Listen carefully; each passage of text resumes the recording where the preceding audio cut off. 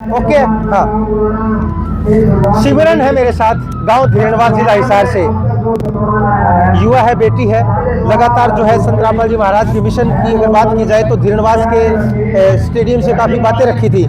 सिमरन जी, आज जो है अगर जुलाना की बात की जाए, शादीपुर स्टेडियम के अंदर जो है पगड़ी पहना के संत रामपाल जी महाराज को सम्मान दिया गया है, आप किस तरीके से देखते हैं? सर आज मतलब क्या हरियाणा में कहते हैं जिसने पगड़ी दी थी उसने सब कुछ दे दिया।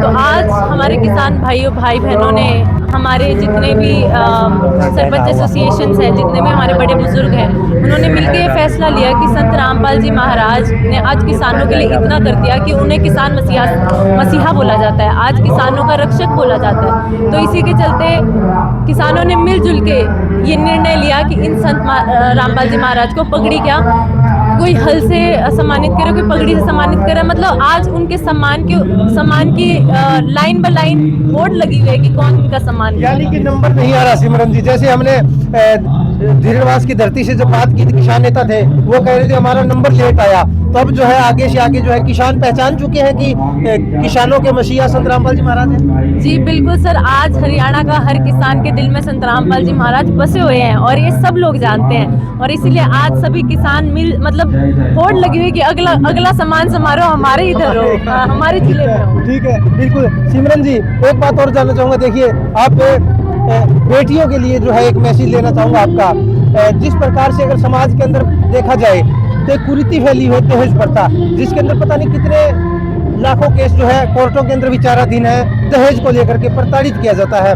संत रामपाल जी महाराज ने दहेज को लेकर भी क्या कोई बीड़ा उठाया है क्या? बिल्कुल सर, संत रामपाल जी महाराज ने दहेज प्रथा को बिल्कुल जड़ से उखाड़ दिया है। संत रामपाल जी महाराज ने सबसे बड़ी शिक्षा ये है कि बेटियों का सम्मान हो, बेटियों को इज्जत मिले समाज में, और बेटियों की पढ़ाई हो और दहेज जैसी कुप्रथा इस समाज से हटे। तो संत रामपाल जी महाराज ने तो समाज को एक दिशा दे दी है और सबसे ज्यादा उन्होंने बेटियों का सशक्तिकरण किया है इस समाज में आज के टाइम पे। तो मैं तो कहूँगी कि संत रामपाल जी महाराज ने बेटियों के लिए और जो भी वर्ग है, जो भी, हमेशा संत रामपाल जी महाराज ने उनकी सुध लिया है। जिनका समाज ने जिनको दबाया है, जिनको ऊपर उठने नहीं दिया, तो संत रामपाल जी महाराज इस बेटियों के एजुकेशन के लिए, बेटियों के आगे जितने भी सशक्तिकरण के लिए कार्य कर रहे हैं। कितनी बेटियों के लिए कॉलेजेस के लिए फीस भरते हैं, कितनी कॉलेज की बेटियों के लिए उन्होंने बसेस चला रखी है। बिल्कुल सर, और ऐसी प्रथा आप देखेंगे कि बिल्कुल दहेज के बिल्कुल विरुद्ध है।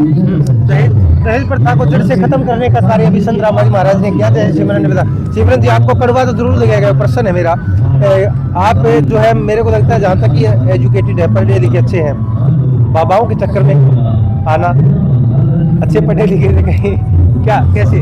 सर आपने बहुत बढ़िया बात करी। आज का मैं मेरा सौभाग्य मानती हूँ कि आज मैं पढ़ी लिखी हूँ, तो मैं पहचान पाई। हमने संत रामपाल जी महाराज को माना नहीं, हमने उनको जाना है। मैंने पूरा अध्ययन किया है। और जैसे हम आज कपड़े लेने जाते हैं ना, तो हम 10 दुकानों पे जाके देखते हैं कि हाँ भाई इस दुकान का अच्छा नहीं है, ये ब्रांड अच्छा नहीं है। तो संत रामपाल जी महाराज तो वो संत है जिन्होंने इस चीज को आगे बढ़ाया है कि ऐसे देखिए, आप संतों के पीछे मत पड़िए, देखिए उनका ज्ञान क्या है। संत रामपाल जी महाराज पहले संत देखिए उन्होंने, जिन्होंने वाय के साथ साथ हाव भी बताया, हर चीज का उत्तर उन्होंने दिया, सब कुछ वेदों से, शास्त्रों से खोल के दिखाया।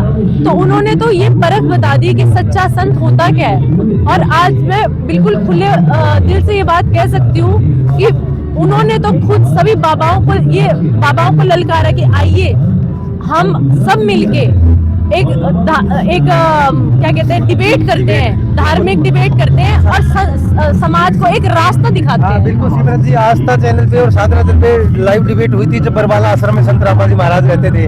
उस समय जो है संतों के साथ डिबेट हुई थी। तो क्या वास्तव में ही क्या पूर्ण संत है रामपाल जी महाराज? जी बिल्कुल सर, उनका ज्ञान, उनका काम, उनका सब कुछ एक पूर्ण संत का ही है। जो जैसे कहते हैं ना, एक मसीहा, आज किसानों के उन्हें मसीहा कहा जाते हैं।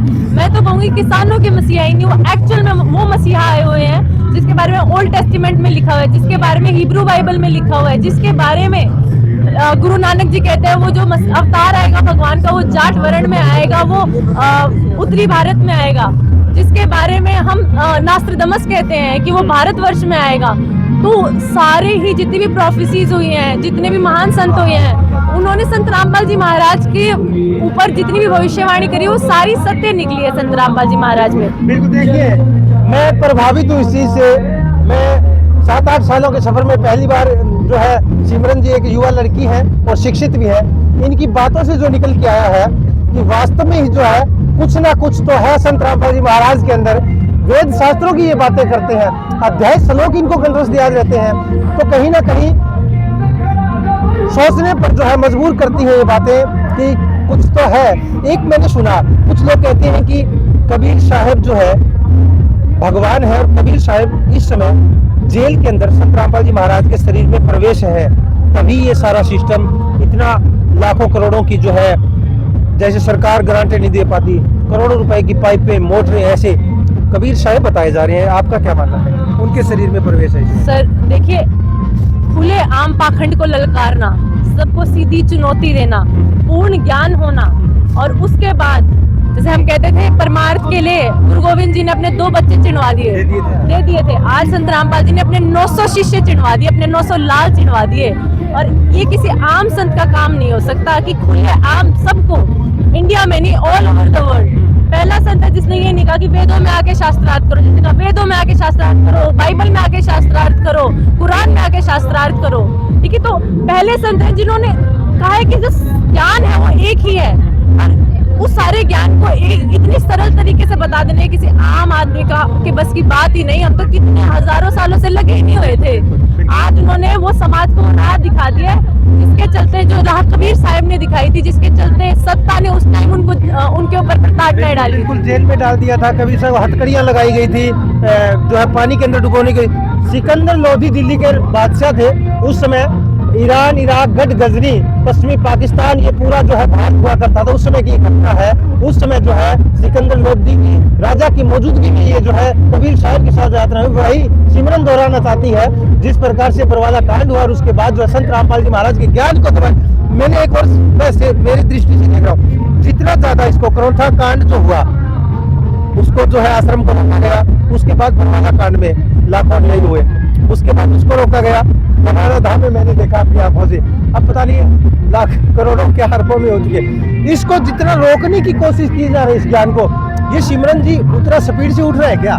बिल्कुल सर, मैं तो हरियाणा वासियों को ये बताना चाहूंगी कि हरियाणा में तो कम, मैं बैंगलोर में जॉब करती हूँ, बैंगलोर में हरियाणा से बाहर इतनी संगत हो चुकी है, क्योंकि वो लोग समझ चुके हैं। हमने तो उनका काम पहले देखा, हमने तो पहले देखा इन्होंने जो सेवा करी, उसके बाद हमने इनका ज्ञान देखा।